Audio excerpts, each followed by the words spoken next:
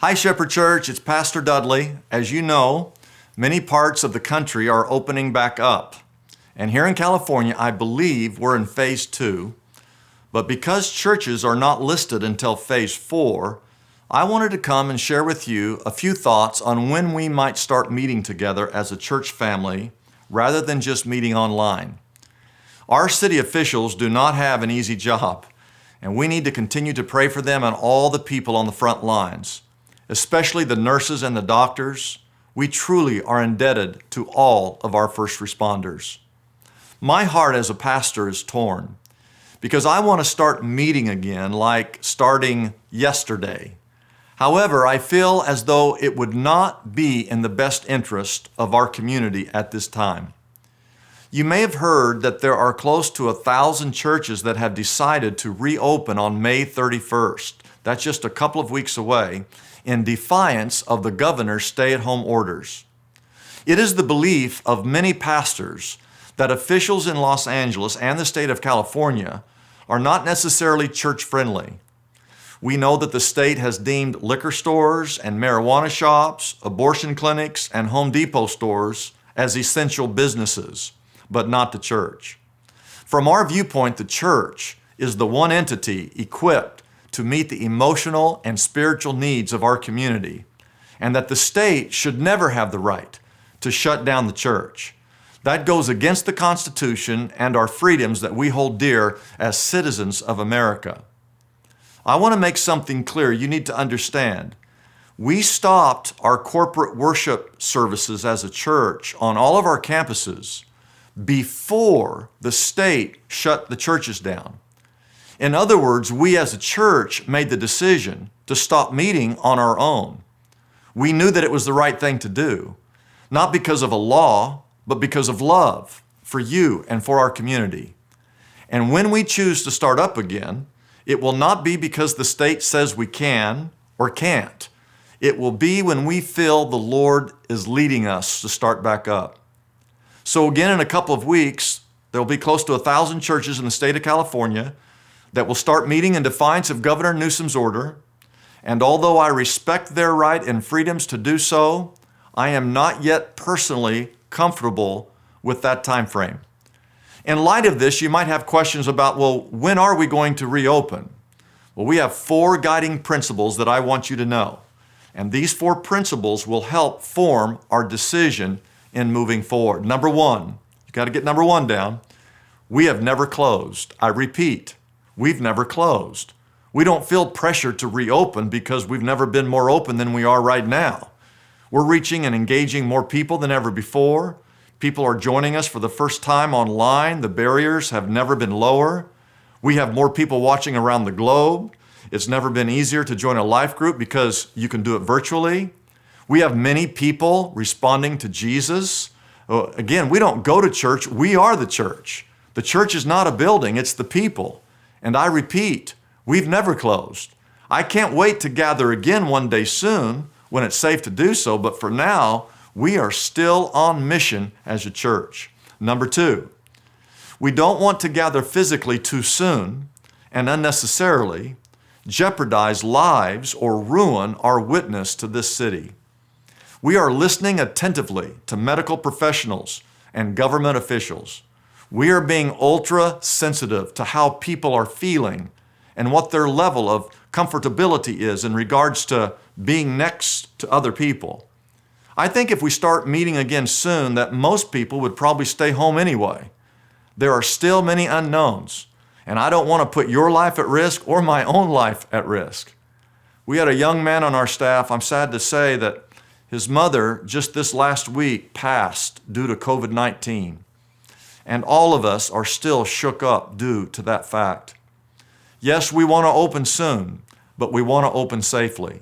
We are here to serve, which means we'll make the well-being of our church family and our community a top priority. We think that the earliest that we would start holding church services, this would be the earliest, would be the July 4th weekend, which is 2 short months away.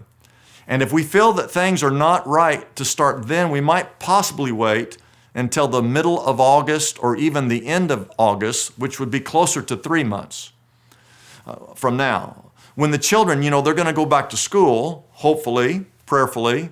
So we're just this is an uncertain environment, and decisions like these aren't easy to make. What I do know for certain is that we're still very much open. We've never closed. We're looking at July 4th weekend. It's probably not likely. Probably looking later in August when the kids go back to school. And if that changes, it might change again. Number 3, we don't want to gather physically until it can be a great experience for everyone if we can help it. The idea of having a worship service with restricted numbers of people, keeping our distance from one another with no children's ministry, and limiting it to certain age groups, and everyone scared half to death isn't a great experience for anyone, let alone our first-time guest. We are constantly talking to churches and pastors in other states that have already opened to learn from them on what is working and what is not working. I know of a large church that opened. They have like a 4,000-seat auditorium. They had 162 people show up. That tells us that people are not quite ready to be in large gatherings as of right now. But again, that could all change at any moment. We would like to open when it will be a great experience for all. And when we open, we will open with safety measures in place, and you know that. Lastly, and most importantly, number 4, we are waiting on the Lord for His leading and direction. And just like He led us to close before the government asked us to close, He will direct us on when it's time to start back up. It might be before the government tells us it's okay. It might be after the government tells us it's okay. We will regather when we feel the Lord is making that clear to us. As a team, as a church, we're discussing ideas for what our next steps might be in the immediate future. And right now, we're in a holding pattern. We'll be sure to communicate with you as we circle in on a date. We'll give you plenty of notice.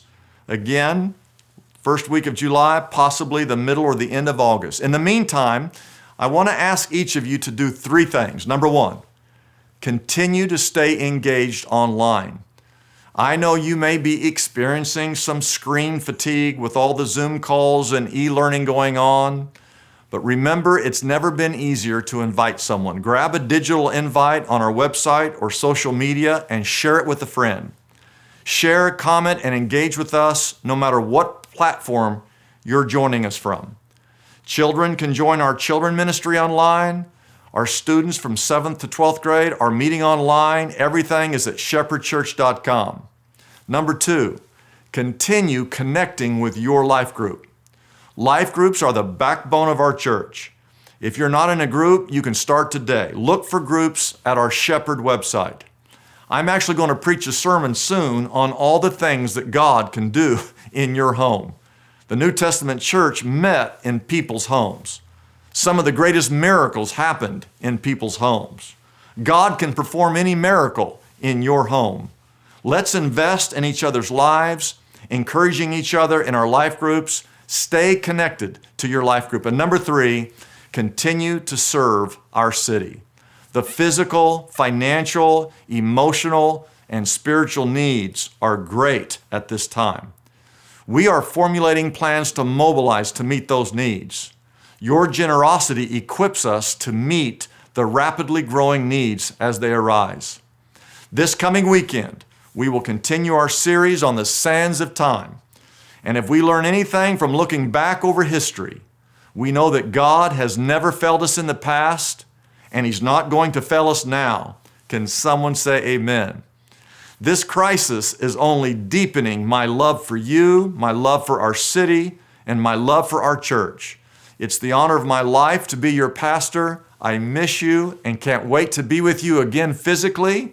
And until then, I'll see you online this weekend. God bless each and every one of you.